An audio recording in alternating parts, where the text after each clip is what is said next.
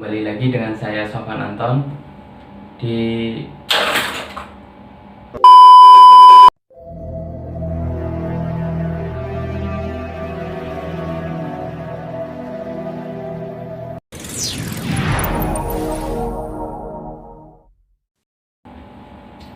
Assalamualaikum warahmatullahi wabarakatuh.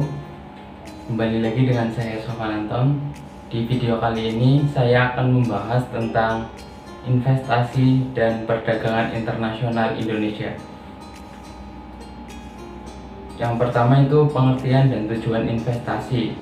Investasi adalah aktivitas menempatkan modal baik berupa uang atau aset berharga lainnya ke dalam suatu benda, lembaga, atau suatu pihak dengan harapan pemodal atau investor kelak akan mendapatkan keuntungan setelah kurun waktu tertentu. Tujuan investasi untuk mendapatkan penghasilan tetap, untuk memperoleh kehidupan yang lebih layak dan stabil di masa yang akan datang, berguna untuk mengembangkan usaha, mendapatkan jaminan dalam bisnis, membentuk dan mengontrol dana untuk suatu kepentingan khusus, contohnya seperti kepentingan sosial, kepentingan ekspansi, dan lain-lain. Mengurangi tekanan inflasi. Investasi dapat dipergunakan untuk menjaga hubungan antar perusahaan, berpartisipasi dalam pembangunan negara. Bentuk investasi yang pertama itu investasi aktiva real. Investasi ini dilakukan oleh seseorang baik dalam bentuk yang terlihat maupun yang tidak terlihat, seperti investasi tanah, investasi logam, investasi properti, dan lain-lain. Investasi aktiva finansial. Investasi aktiva finansial dilakukan oleh investor sebagai bentuk sekuritas, contohnya investasi deposito dan saham. Jenis investasi berdasarkan jangka waktu. Investasi jangka pendek merupakan investasi yang memungkinkan kamu untuk mendapatkan keuntungan kurang dari 3 tahun dan dapat langsung kamu konversikan dengan uang atau jual. Namun, perlu diingat bahwa investasi jangka pendek ini memberikan return yang lebih kecil sehingga cocok untuk memenuhi kebutuhan dalam waktu dekat. Contoh, obligasi jangka pendek, pasar saham, sertifikat deposito. Investasi jangka panjang. Investasi jangka panjang adalah investasi yang membutuhkan waktu lebih dari 3 tahun untuk mendapatkan keuntungan. Contoh, emas, tanah dan bangunan, asuransi, reksadana. Resiko investasi.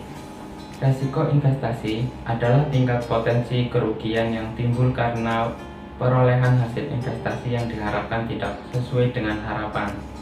Yang harus disadari oleh para investor adalah bahwa selain menjanjikan potensi keuntungan, investasi juga menyimpan kemungkinan risiko atau kerugian.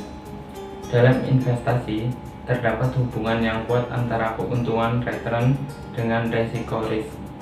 Semakin tinggi potensi keuntungan, semakin tinggi pula tingkat risikonya, dan begitu juga sebaliknya.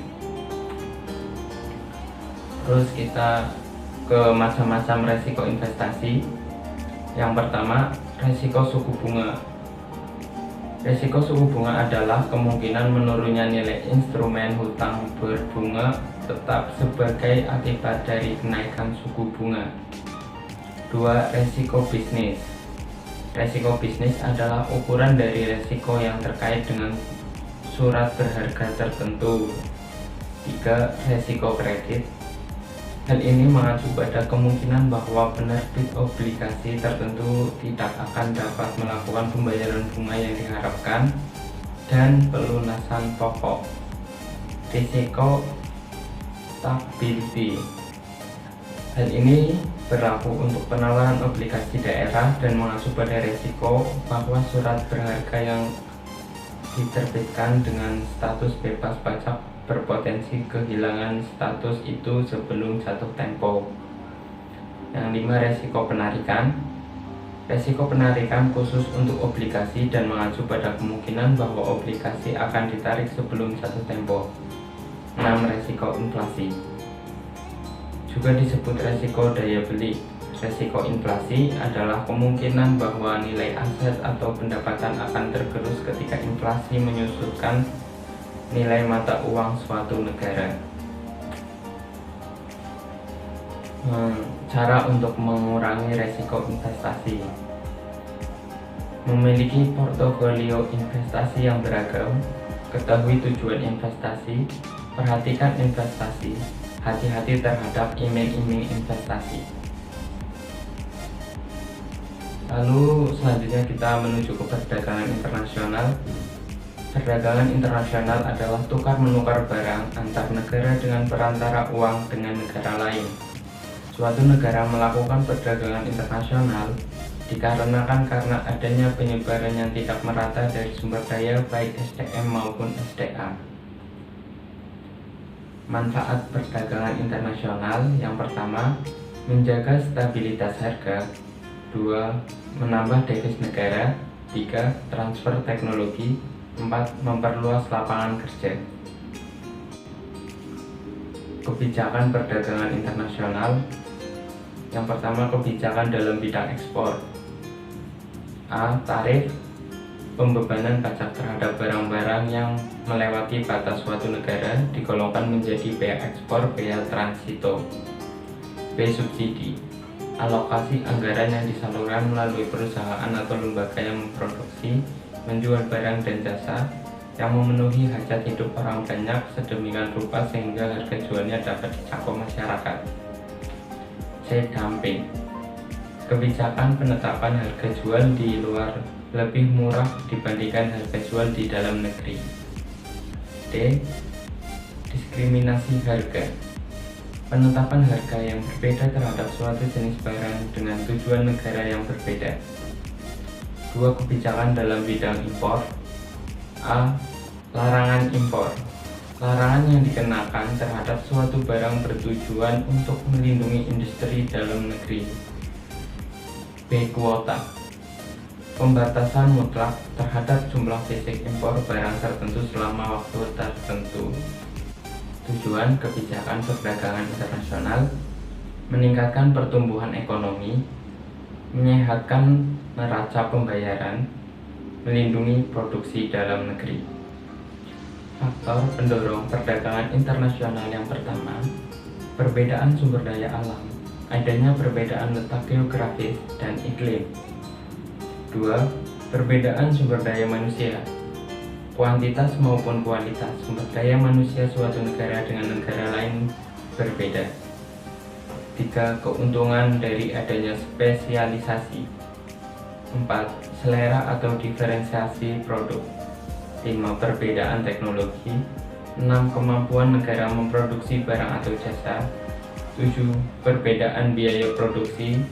8. Perbedaan sosial dan budaya. Faktor penghambat perdagangan internasional: 1. Kebijakan proteksi oleh pemerintah. 2. Apresiasi mata uang dalam negeri. 3. Kualitas sumber daya yang rendah. 4. Perbedaan sistem pembayaran antar negara yang sulit dan resiko tinggi. 5. Terjadinya perang. 6. Proteksi wilayah regional. 7. Jarak antar negara dan biaya transportasi. Dampak perdagangan internasional. Dampak positif: 1. Mempererat persahabatan antar bangsa. 2. Menambah kemakmuran negara. Perdagangan internasional dapat menaikkan pendapatan negara masing-masing. 3. Menambah kesempatan kerja. 4. Mendorong kemajuan ilmu pengetahuan dan teknologi. 5. Sumber pemasukan kas negara. 6. Menciptakan efisiensi dan spesialisasi. 7. Memungkinkan konsumsi yang lebih luas bagi penduduk suatu negara. Sekarang dampak negatifnya ya. Yang pertama itu adanya ketergantungan suatu negara terhadap negara lain. 2. Adanya persaingan yang tidak sehat dalam perdagangan internasional. 3. Banyak industri kecil yang kurang mampu bersaing menjadi gulung tikar. 4. Adanya pola konsumsi masyarakat yang meniru konsumsi negara yang lebih maju. 5. Terjadinya kekurangan gabungan masyarakat untuk investasi Ini terjadi karena masyarakat lebih konsumtif. 6. Timbulnya penjajahan ekonomi oleh negara yang lebih maju. Bentuk perdagangan internasional: perdagangan bilateral, perdagangan antar negara, perdagangan regional, perdagangan yang dilakukan oleh beberapa negara dalam suatu kawasan, misal ASEAN. Perdagangan multilateral, perdagangan antar negara yang tidak dibatasi suatu kawasan.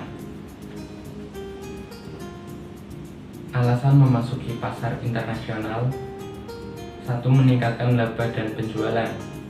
Memasuki pasar-pasar baru, menciptakan pasar-pasar baru, komunikasi yang baik, mendapatkan laba yang besar. Melindungi pasar, keuntungan dan penjualan. Melindungi pasar domestik, mengikuti pelanggan ke luar negeri, menyerang pasar dalam negeri lain. Ya, segitu penjelasan dari saya tentang investasi dan perdagangan nasional. Mudah-mudahan bisa menjadi ilmu yang bermanfaat. Terima kasih, saya Sofan Anton. Sampai jumpa.